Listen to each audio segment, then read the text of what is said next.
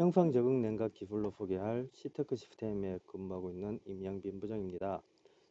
형상 적응 냉각이 먼저 무엇인지 살펴보겠습니다. 일반적으로 기존의 냉각 채널은 줄냉각이나 탱크 냉각을 많이 적용해 왔습니다. 그런데 이런 것들은 이제 드릴 가공으로 직선 형상만 이제 제작이 가능한데요. 형상 적응 냉각 채널은 제품의 형상을 따라 냉각 채널을 설계해서 직선뿐만 아니라 곡선 등 다양한 3차원적인 형상을 구현이 가능하게 되어 있습니다. 이러한 것들을 이제 제작하기 위해서는 메탈 3D 프린터 기술로 인해서 제작이 가능하게 되어 있습니다. 형상 적응 냉각이 왜 중요한지 보시겠습니다. 현재 최근에도 원청사로부터 퀄리티 코스트 딜리버리 QCD 관점에 많은 요구사항들이 점점 더 증가하고 강화되는 것을 볼 수가 있고, 결론은 이제 원가 절감으로 인해서 이제 베네핏을 더 향상시킨다, 그런 목적이 있겠는데요. 전체적인 사출 공정에서 보면 냉각 채널이 차지하는 비중이 60에서 70%로 상당히 많은 비중을 차지하고 있습니다. 이렇기 때문에 냉각에 대한 R&D를 많이 수행해서 냉각을 조금 더 단축시켜 사이클 타임을 절감시키는 방향으로 많은 예, R&D 활동을 많이 해오고 있습니다. 일반적으로 이제 일반 냉각과 형상 적응 냉각을 적용한 온도 분포 결과를 보면 이렇게 열점이 기존에는 많이 이제 분포하게 되겠는데, 형상 적응 냉각을 적용했을 때 확실히 열점이 제거되는 모습을 볼 수가 있습니다. 이렇게 이러한 것들을 보면 형상 적응 냉각 기술은 사이클 타임을 단축시켜서 원가 절감에 기여할 뿐만 아니라 열점을 제거함으로 인해서 제품의 품질도 향상을 시킨다, 이렇게 예, 볼 수가 있겠습니다. 냉각으로 발생하는 문제점을 보면 일반적으로 부품의 제품에는 리브라든지 버프, 국부적으로 두꺼운 부분들이 있겠는데요. 그러한 부분에서 싱크 마크라든지 보이드가 항상 제품 품질에 영향을 미치는 요소로 지속적으로 발생해 오고 있습니다. 이러한 이유는 국부적으로 발생하는 열점으로 인해서 온도 편차, 그리고 수축의 불균형으로 발생하는데요. 싱크마크, 보이드 이런 것들이 이제 표면 품질과 제품의 내구성 결함에 영향을 미치게 되겠습니다. 그리고 우리가 눈에 보이진 않지만 열적인 잔유용력이 발생함으로 인해서 또한 제품의 내구성 품질에 문제가 되기도 하겠습니다. 그리고 결론적으로는 제품의 품질인데요. 변형이 심하게 되면 제품 품질이 이제 좋지 않게 되겠습니다. 이러한 것들이 이제 전체적인 온도의 불균형으로 발생하는데, 이러한 것들을 개선하기 위해서 이제 그 금형을 수정을 하면서 진행을 되겠는데, 이러한 것들로 이제 납기가 제한된다든지 지출에 문제가 발생한다든지 이런 문제점들이 지속적으로 발생하고 있습니다. 이러한 것들을 해결하기 위해서 금융도 수정하고 사이클 타임을 증가시키면서 이제 현장에서 사치돌 진행을 하는데요. 결국에는 이제 원가 절감이 증가된다, 이러한 문제점들이 발생하게 되겠습니다.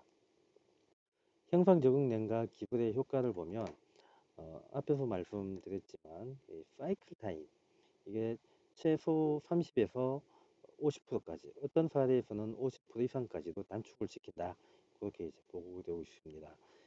형상 적응 냉각을 적용했을 때 확실히 부품 내부에서 발생하는 전체적인 온도 분포를 보면 열점이 제거된 것을 볼 수가 있겠습니다. 이런 이제 열점이 제거됨으로 인해서 변형 품질 또한 확실히 이제 기존의 그 냉각 채널에 비해서는 제품의 품질, 변형의 품질이 확실히 이제 개선이 된 걸 볼 수가 있겠고요. 이런 것들로 이제 제작을 위한 기술로 보면 제작 기술이 차별화 되겠는데요. 메탈 3D 프린터를 이용을 해서 제작을 하게 되겠습니다.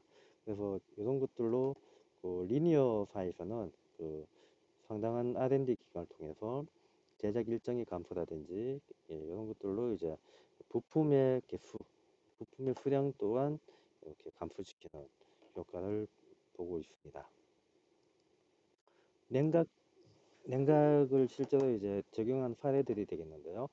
이렇게 제품의 형상을 따라가면서 충분히 냉각 채널을 이렇게 이제 디자인할 수 있겠고, 깊은 자리는 이렇게 이제 헤리컬 형상으로 감아서 올라가는 패턴들도 많이 종종 사용을 하고 있습니다.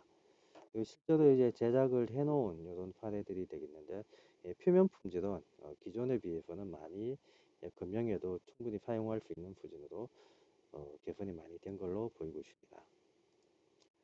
형상 적응 냉각을 이용해서 이제 실질적으로 해석한 사례가 되겠습니다. 이 해석은 몰덱스 3D를 이용해서 냉각 채널에 대해서 전체적인 온도 분포를 해석을 한 사례입니다. 탱크 냉각인 경우와 형상 적응 냉각인 경우에 대한 온도를 보면 이 상측에 상당히 온도가 높은 구간이 있는데, 형상 적응 냉각을 적용했을 때는 이러한 높은 온도 영역들이 확실히 제거돼서 내부 온도 분포가 좀 더 상당히 개선된 것을 볼 수가 있겠습니다. 그리고 탱크 냉각을 이렇게 촘촘히 넣은 것과 이렇게 형상 적응 냉각을 적용한 사례를 비교해 보면, 하측 제일 안쪽 바닥 쪽 온도를 보시면 형상 적응 냉각으로 한 결과가 내부 온도 분포가 상당히 균일해진 것을 보실 수가 있겠습니다. 이러한 형상 적응 냉각을 그러면 어떻게 제작하는지 제작 과정에 대해서 살펴보겠습니다. 첫 번째는 이제 형상 적응 냉각을 그 하측과 상측에 대해서 디자인을 해야 되겠습니다. 이런 디자인한 데이터를 가지고 그 해석, 냉각 해석을 통해서 이제 검증을 하겠고, 이러한 검증된 그 디자인을 가지고 이제 제작을 하게 되겠습니다. 제작은 이제 메탈 3D 프린터를 이용하게 되겠고요. 이러한 메탈 3D 프린터를 이용할 때 예, 그 적층에 대한 이제 유효성 검사라든지 그런 거를 이용해서 제작을 하게 되겠습니다. 그리고 제작한 결과물을 통해서 후처리를 하게 되겠는데요. 후처리는 가공 또는 열처리 등을 진행해서 이제 그 금형 부품을 만들게 되겠습니다. 그 시테크 시스템에서는 이러한 기술들을 지원하는 방안에서는 첫 번째 디자인은 NX나 솔리드 엣지 CAD 제품을 이용해서 이제 할 수 있겠고, 몰덱스 3D 2021 내년도에 출시될 제품인데요. 여기에서 형상 적응 냉각을 이제 설계 디자인을 할 수가 있겠습니다. 두 번째로는 해석 검증을 하는 건데요. 해석은 몰덱스 3D를 이용해서 냉각 채널 해석과 일반적인 파출리 성형 해석까지 이제 지원이 가능하고요. 세 번째 이제 제작에 대한 거는 일단 제품 데이터에 대해서 NX 어디티브를 이용해서 적층성에 대한 검토를 하겠고, 메탈 3D 프린터를 이용해서 이제 제작이 되겠는데, 향후 시트크 시스템에서는 이제 메탈 3D 프린터를 도입해서 실질적인 제작을 할 수 있는 여건을 갖출 예정에 있습니다. 그리고 후처리는 이제 그 가공을 해야 되기 때문에 NX 캠을 이용해서 가공을 할 수 있는 정보를 이제 할 수가 있습니다. 이렇게 해서 전체적인 제작 과정과 그리고 시트크 시스템에서 이제 현재 지원할 수 있는 내용들에 대해서 살펴보았습니다. 다음으로는 형상 적응 냉각 기술에 대한 이제 성공 사례인데요. 이 성공 사례는 몰덱스 3D의 성공 사례와 이제 웨비나를 한 사례들을 통해서 말씀드리겠습니다.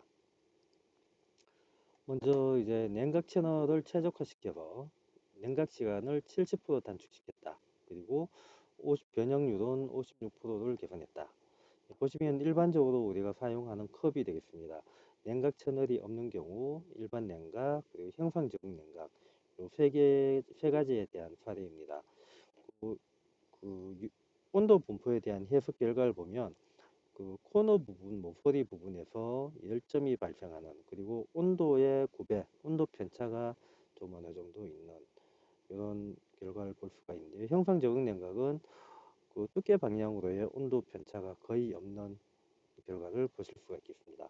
또한 이 그래프에서는 그 X축은 냉각 시간, 그리고 Y축은 온도가 되겠는데요. 그 냉각 채널이 없는 경우에는 상당히 이제 950초 이상 떨어지지만 일반적인 냉각은 이제 309초, 그리고 형상 적응 냉각을 했을 때는 92초. 그래서 70% 이상의 그 냉각 시간을 단축시키는 결과를 얻을 수가 있었습니다. 그리고 앞에서 이제 보여드린 요 캐리지 부품인데요. 이거는 변형에 대한 품질을 실무에서는 이런 것들을 이제 냉각직을 이용해서 변형 품질을 개선시켰다고 하는데, 어, 현재 형상 적응 냉각을 적용함으로 인해서 냉각직을 제거했고 사이클 타임도 상당히 이제 40만 초 저감했다, 이렇게 이제 보고가 되고 있습니다.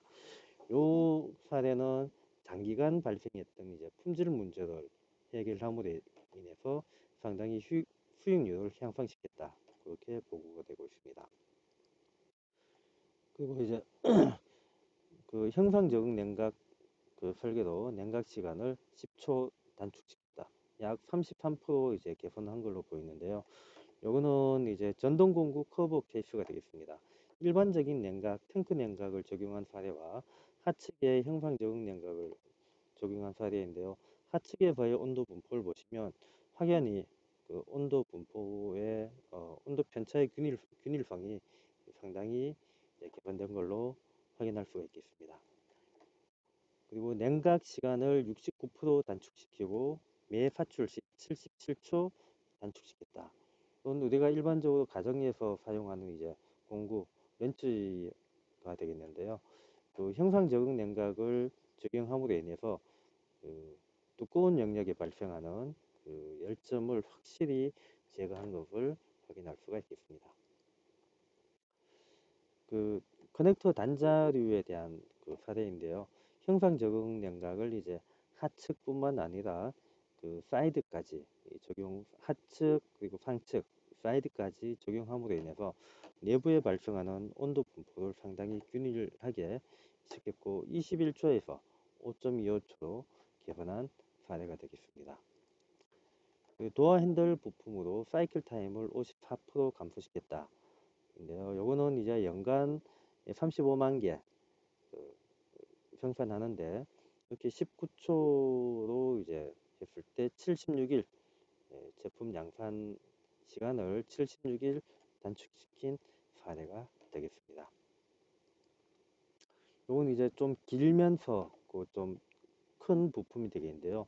사이클 타임을 61% 감축시켰다라고 되어 있습니다. 이런 것들은 이제 메탈 3D 프린터의 제작의 어떤 사이즈 한계가 있어서 그 나누어서 쇠 덩어리로 나누어서 분할 제작해서 조립한 거를 보실 수 있겠습니다. 그 워터프루프 커넥터, 커넥터 부품류인데 금형 제작 시간은 18%, 그리고 금형 부품 수는 70%, 그리고 냉각 시간은 58%, 전체 사이클 타임은 41% 단축시켰다. 그건 이제 그 OPM 사례가 되겠습니다. 그 앞에서 말씀드렸지만 금형 부품 수를 최소화시켰다. 이런 이제 메탈 3D 프린터를 이용해서 이제 그 제작 횟수가 거듭되면서 조금 더 적용의 응용이 가속화되면서 52개의 부품이 3개까지 이렇게 줄어든 그 사례가 되겠고요. 이러면서 그 제작 일정도 55%까지 이제 일정이 감소했다, 이렇게 보고가 되고 있습니다. 그, 이제까지 이제 형상 적응 냉각 기술에 대한 소개를 해드렸고요. 형상 적응 냉각이 무엇인지, 그리고 이러한 기술이 왜 중요한지, 그리고 기술에 대한 효과, 그리고 제작 과정, 그리고 이제 성공 사례 등에 대해서 이제 살펴봤습니다. 자세한 내용이나 문의하실 내용이 있으시면 아래 메일로 언제든지 메일을 주시면은 대응을 해드리겠습니다. 이상입니다.